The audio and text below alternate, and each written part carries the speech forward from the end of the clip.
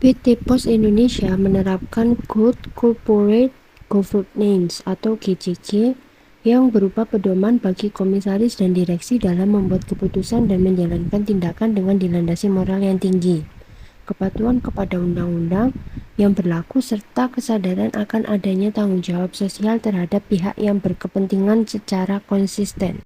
PT Pos Indonesia berkomitmen untuk melaksanakan praktik GCG yang baik sebagai bagian dari bisnis untuk mencapai visi dan misi perusahaan.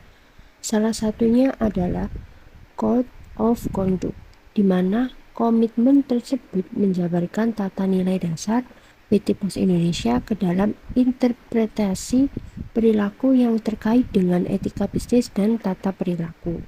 Standar etika bisnis yang diterapkan antara lain etika perusahaan tentang integritas dalam aktivitas bisnis dan pekerjaan, etika perusahaan dengan pemegang saham, pekerja, konsumen, pesaing, penyedia barang dan jasa.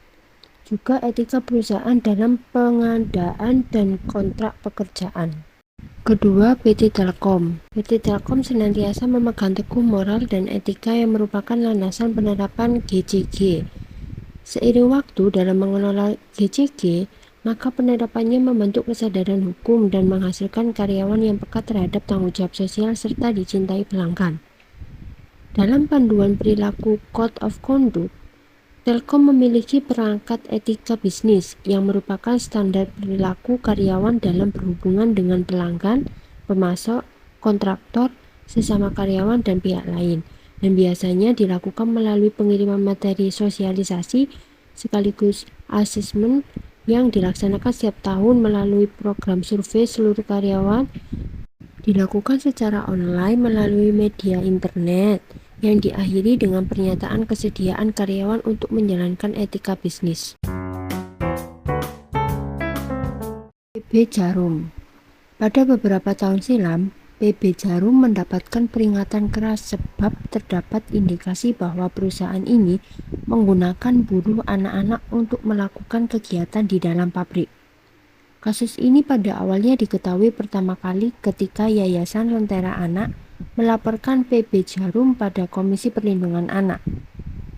Mereka melaporkan perusahaan tersebut sebab mereka menemukan bahwa terdapat anak-anak yang menggunakan kaos bertulisan merek Jarum di area pabrik. Hal tersebut tentu merupakan sebuah pelanggaran, sebab bahan utama untuk membuat rokok yaitu tembakau sangat berbahaya untuk kesehatan. PB Jarum pun dianggap melanggar 3 pasal yang membuat mereka diberikan beberapa hukuman. 2. Facebook. Facebook masih menjadi salah satu aplikasi yang diminati oleh beragam kalangan di seluruh dunia. Akan tetapi ketika data-data yang dimiliki oleh berjuta-juta pengguna justru teretas dan membuat privasi para pengguna menjadi tidak aman lagi.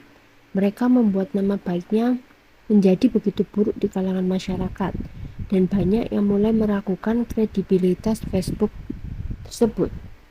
Selain itu, pada tahun 2017, pihak Facebook dan juga Google menyatakan bahwa terdapat berbagai akun di dalam portal mereka yang ternyata masih memiliki ikatan kuat dengan pemerintah Rusia. Dan hingga saat ini, pihak Google, Facebook, dan juga Twitter masih sering menyelidiki berbagai aktivitas negara Rusia yang berkeliaran di platform mereka. Dan mereka pun memutuskan untuk mengambil langkah yang lebih ketat daripada sebelumnya dengan cara membuat user baru mengisi data yang sesuai dengan data yang mereka miliki di dunia nyata untuk menghindari afiliasi dengan Rusia.